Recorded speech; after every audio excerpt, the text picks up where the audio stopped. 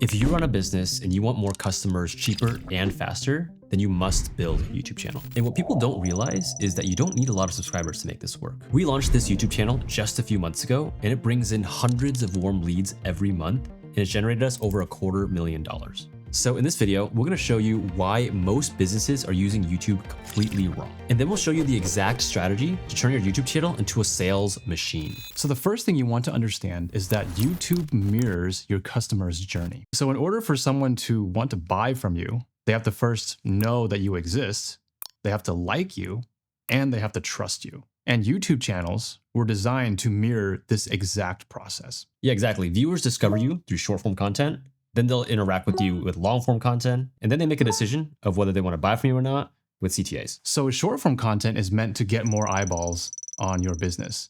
And right now, YouTube is pushing shorts. Yeah, it's even said in early 2026, over 200 billion daily views are from short form content on YouTube. And there's a 186% increase since 2024. But not only that, YouTube made a recent update to where your homepage now has more surface area dedicated to shorts. So if this YouTube path is highly efficient for making sales, then why are so many businesses still struggling? So most businesses that make content, they're primarily doing shorts. So their funnel basically goes from shorts straight into a purchasing decision. But now with AI, everybody's making content, even faceless stuff. And so it's now more important than ever to focus on building trust with your audience. And the best way to do that is with the long form content. Can you even name like what shorts you've seen recently and actually name the creator who made the short? Maybe you can remember what was in the short, but you don't remember who made it. But for long form, when you see a good video, you will remember the person who made it. You even remember the title of the video sometimes. So I think there are a few issues with shorts that a lot of business owners are facing.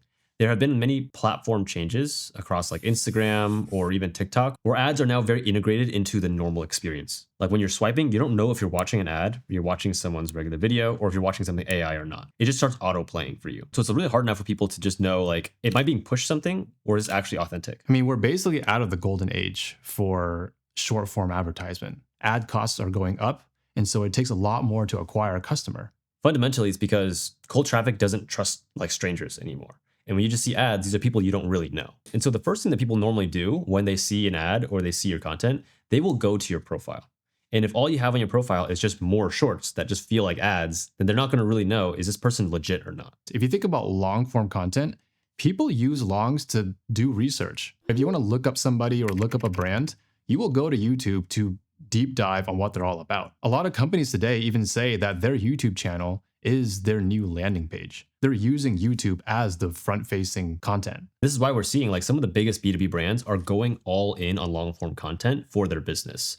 People like Alex Hormozy, like Iman Gadji, like Cody Sanchez, because they understand how important it is to build trust with your audience. So why is it that long form content does such a better job of building trust? One of the studies from Google found that a person would typically spend 7 hours with you before they trust you enough to buy something. And so you can imagine how difficult it is to get 7 hours with somebody through just short form content. You'd have to watch hundreds of shorts. But for long form content, especially if you're doing something like a podcast, which could be hours long, it's much easier to hit that threshold. But not only that, think about the actual consumption behavior of people who watch shorts versus longs. People watching shorts are in more of a passive state. So you gotta get really lucky for the algorithm to feed your short to this person, not to mention feeding hundreds of your shorts to this person. Whereas the behavior for long form is different. These people have to actually choose to click on your video and choose to commit hours of their time to watching your video. And so trust builds so much faster. And so we're talking a lot about building trust here.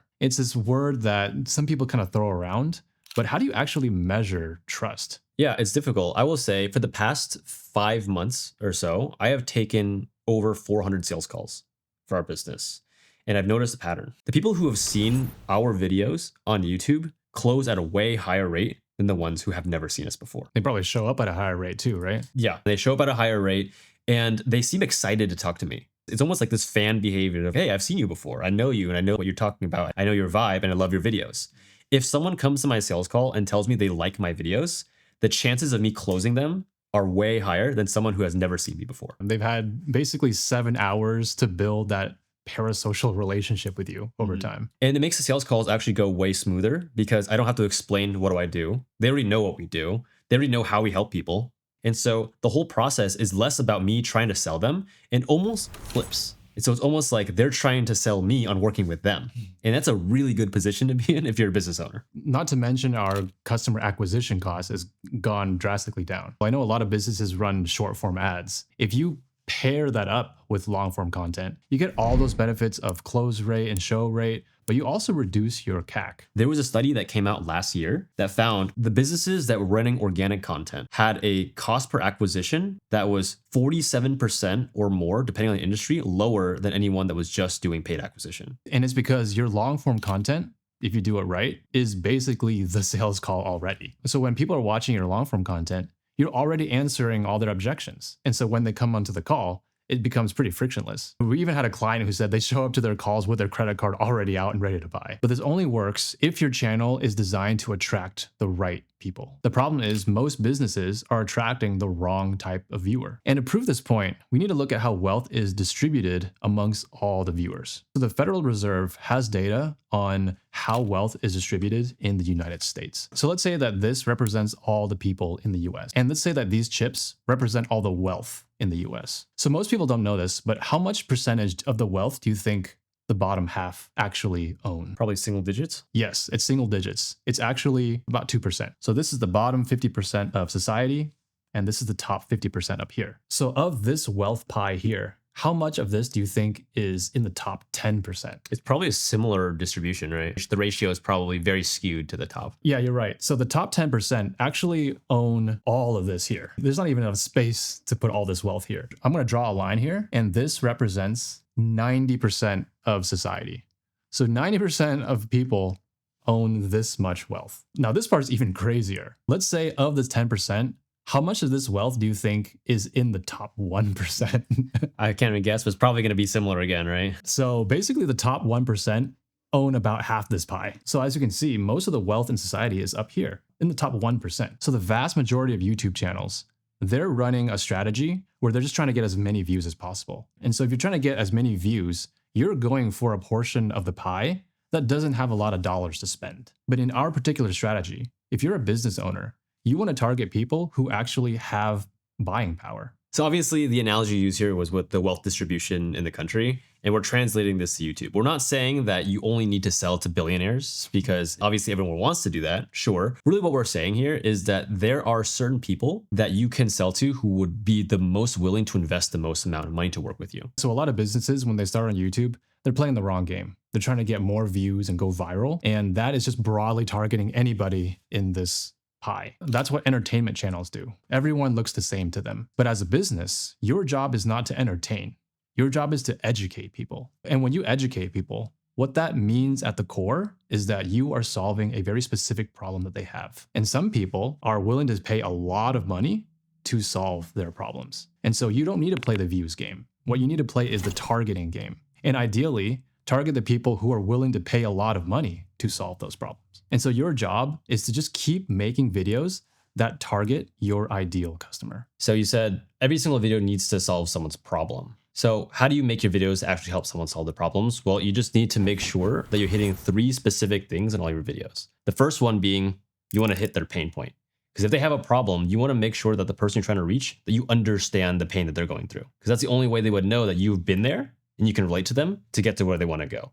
So if you can speak their language, like what are their pain points, the frustrations, what they're struggling with, bring that into the content so they know that you actually understand and speak their language. The next thing you need to show them for sure is that you have proof that you can help them get the result. Like if you don't have proof that you've helped other people do it, if you're a business owner, you probably have helped other people do it. So just make sure to show that proof, that those case studies or examples of what success looks like. And then finally, very clearly, you want to show the path that you would take them to get from their pain to that proof. You know the steps and you have a system that's going to be easy for them to follow. And if you just do that in all of your videos, it's only a matter of time before these people really start to like what you do and then want to take that next step to work with you. So now you might be thinking, oh, but YouTube seems like so much work. Long form videos take so much more effort. You need to make longer videos. Maybe you have to buy a camera, all that stuff. Yes, but also it makes no sense to not do long form content because there's a couple of really good reasons for why long form content is the best option. Short form content has the shortest half-life. Usually shorts within 2 days or something, they disappear. Long form content on the other hand has a much longer shelf life, where some videos can get resurfaced in the algorithm or on your channel months, even years down the line. Imagine that you have this bucket and you just pour short form content into this bucket. Short form content is short lived. So it's just going to fall out this bucket really fast. And so the problem that a lot of business owners face when making short form content, they have to keep feeding the beast. So short form content is like a leaky bucket, right? When you stop making it, then it stops growing. Long form content is a bucket that has no leaks. And so when you keep adding water to it over time, you're going to see that you can start growing things in it. It's like a garden almost. You can put a plant in here and it'll survive and it'll grow because it retains all the water and all the effort that you put into it. So that's like one main reason why long form content is so much better, but it goes even beyond that as well. If you train your team or yourself to make long form content, then actually all the other types of content that you make become easier. Let's say for our channel, for example, we do content that's 45 minutes long. Now you can bet that from a 45-minute video, there's some gold that we set in there. So very commonly what you can do is find those moments and turn them into short form content.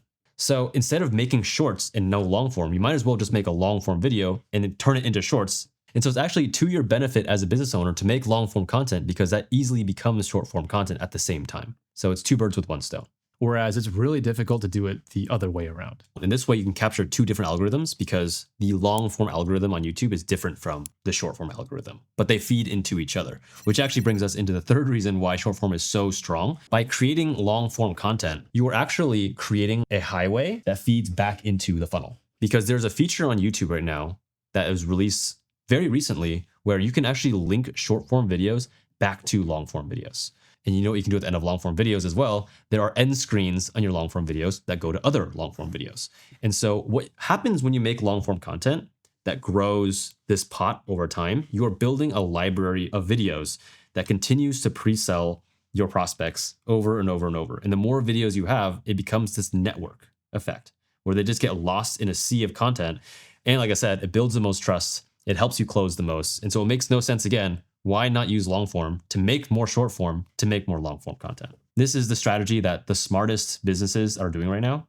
Some of them are even making multiple YouTube channels to accomplish this at scale and create multiple funnels that feed into each other. So with all these strategies working together, you're basically building an ecosystem for your business that lives online and that has evergreen content. Now, if you want to grow like a really big tree in this non-leaky bucket, what's that quote where the best time to plant a tree was 10 years ago or something? The second best time is today. That's the same thing with content. If you want your library to start compounding, you got to give it time. You got to start now. So this is the exact playbook that we've been running on multiple YouTube channels of our own. We've also been running this for other clients as well. And they've been seeing like pretty incredible results. And to break the fourth wall a little bit right here, I actually encourage you, go into our description right now and go through this funnel of ours. And you can see what happens once you get to a certain stage in it, how we always link back to more YouTube videos.